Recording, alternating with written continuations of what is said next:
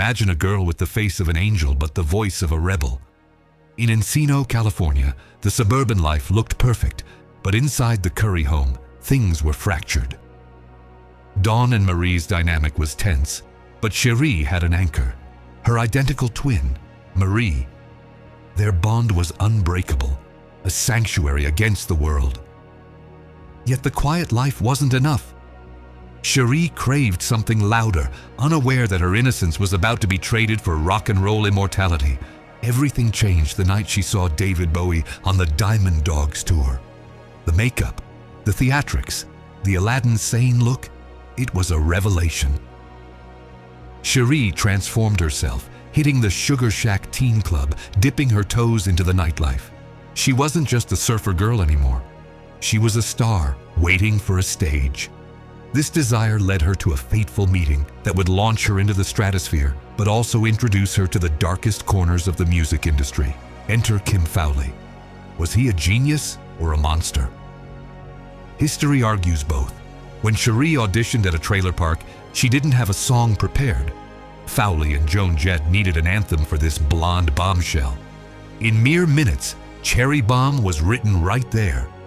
It wasn't just a song, it was a declaration of war. Cherie wasn't just joining a band, she was becoming the face of a teenage revolution, totally unprepared for the manipulation that Fowley had in store for them. The concept was dangerous. Jail bait. It was a calculated risk to sell rock to the masses using teenage sexuality. Cherie's choice of a corset became iconic, defining her public persona.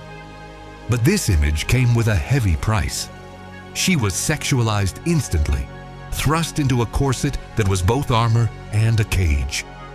The Rock and Roll's Lost Girls press launch cemented this. They were selling a fantasy, but for a 16-year-old girl, the reality was becoming a confusing nightmare. The Runaways weren't just Cherie. Lita Ford brought heavy metal thunder, and Sandy West provided the heartbeat. But the chemistry was volatile.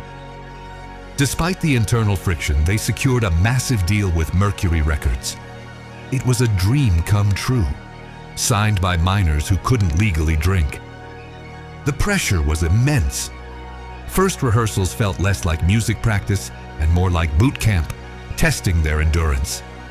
The world was watching, waiting for these girls to fail or fly. Behind the scenes, the adult world was predatory. Kim Fowley's management style was psychological warfare. He used verbal abuse to break their spirits, employing dog training tactics where he treated the band members like objects to be controlled. He believed that to make them tough, he had to be cruel. He crushed their self-esteem systematically, making them dependent on his approval. It was classic grooming disguised as mentorship, leaving deep, invisible scars on them all. Fowley didn't just attack them, he turned them against each other. He engineered a toxic rivalry, particularly fanning the flames between Cherie and Lita Ford. It was a clash of egos, the lead singer versus the lead guitarist. This divide and conquer strategy left the girls isolated, unable to form a united front against his tyranny. In an industry that already wanted to eat them alive, their own manager was serving them up, ensuring no safety net existed within the group. The industry offered no protection for children. Cherie faced sexual abuse claims that were swept under the rug, a tragic norm for the era. To cope with the exhaustion and trauma, drugs became a necessary fuel. Pills were handed out like candy to keep the show on the road. This was her introduction to substance abuse, not for recreation, but for survival. The shiny exterior of the Cherry Bomb was hiding a frightened girl navigating a minefield of predators and narcotics. The media didn't help. They obsessed over their gender and sexuality, ignoring the genuine musical evolution on albums like Queens of Noise. While the band was improving, Cherie was crumbling. The personal crises were overshadowed by the noise of fame. She felt a profound loneliness even while surrounded by crowds. The isolation was suffocating. She was the most famous teenager in rock, yet she had never felt more invisible as a human being. The crash was coming fast. Then came Japan. It was hysteria on a level comparable to Beatlemania. The moment they landed, the airport erupted. Fans were screaming, crying, and chasing them. It was the pinnacle of their success, immortalized in the Live in Japan album. But this adoration became a prison. Due to security concerns, they were locked in their hotel rooms, unable to leave. The contrast was jarring. Worshipped as goddesses on stage, but treated like prisoners the moment the lights went down. The pressure cooker in Japan caused an explosion.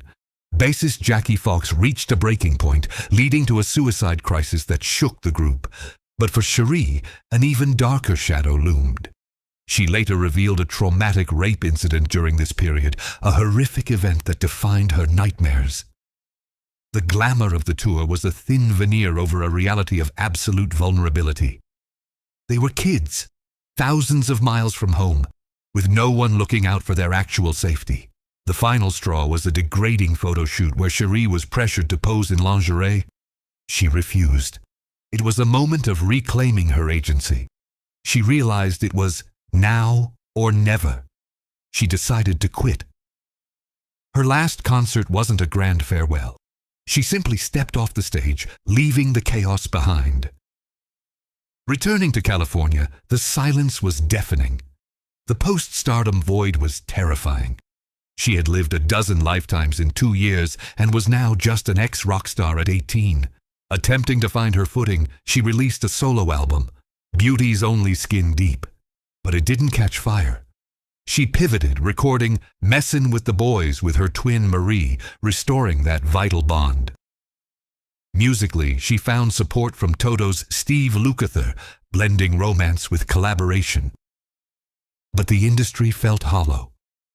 The magic was gone, replaced by cynicism.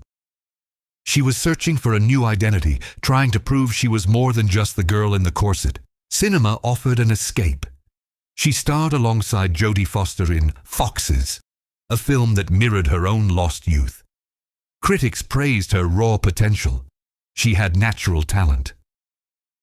But tragedy struck on the set of the Twilight Zone movie, further darkening her view of Hollywood. Despite the promise, she felt used by the entertainment world. The applause couldn't fill the void. Slowly, the need to numb the pain overtook the ambition to create, leading her down a dangerous path. The mid-80s brought a terrifying descent. Casual drug use morphed into a crack cocaine addiction. It wasn't about fun. It was a compulsion. Her beauty faded, her health collapsed, and she looked unrecognizable. The addiction cost her everything. Her sister Marie and her family had to distance themselves to save their own sanity. Cherie drifted into the criminal underworld, associating with dealers, risking prison or death. The cherry bomb had burned out, leaving only ash. The lowest point came when she looked in the mirror and saw a stranger. She was pregnant, battling addiction, and terrified. The birth of her son Jake was the catalyst. She was on the verge of homelessness, haunted by the ghosts of her Runaways past, realizing she had nothing left. The shame was overwhelming, but the love for her child flickered in the darkness. She faced a choice: die a junkie statistic or fight for her life. She chose to fight. For Jake's sake, the road to sobriety was brutal. Detox was a physical and mental war, but she emerged clean. She began counseling addicted teens, turning her pain into purpose. Then, fate intervened. Driving along the coast, she saw chainsaw artists carving wood. It was loud, dangerous, and aggressive, just like rock and roll. She felt an instant pull. It seemed impossible for a petite woman to wield such a tool, but Cherie saw a way to channel her rage and creativity into something new. She picked up the chainsaw, transforming a destructive tool into a creative brush. It was therapy. Every cut into the wood released years of anger. Just like in rock, she entered a male-dominated field and demanded respect. The art world took notice. Her carvings gained gallery value and critical acclaim. She wasn't just the former runaway anymore. She was a respected artist. She had carved out a new identity, quite literally, from the wreckage of her past life. In 2010, The Runaways movie brought her story to a new generation. Dakota Fanning played Cherie, and Cherie was on set as a consultant. Watching her trauma reenacted was surreal and painful, but it also brought closure. It allowed her to forgive. She reconciled with Joan Jett and finally made peace with Lita Ford. The movie wasn't just entertainment. It was a validation of their struggle. The world finally understood that they were just children thrown to the wolves.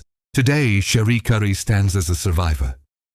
She returned to music with Blile Vides of Splendor, reclaiming her voice. She didn't join the 27 Club. She chose life. Her journey from the corset to the chainsaw is a testament to resilience. Her message is clear. No matter how deep the trauma, you can rebuild. She is no longer a victim of the music industry, but a beacon for young girls, proving that you can walk through fire and come out the other side stronger than ever.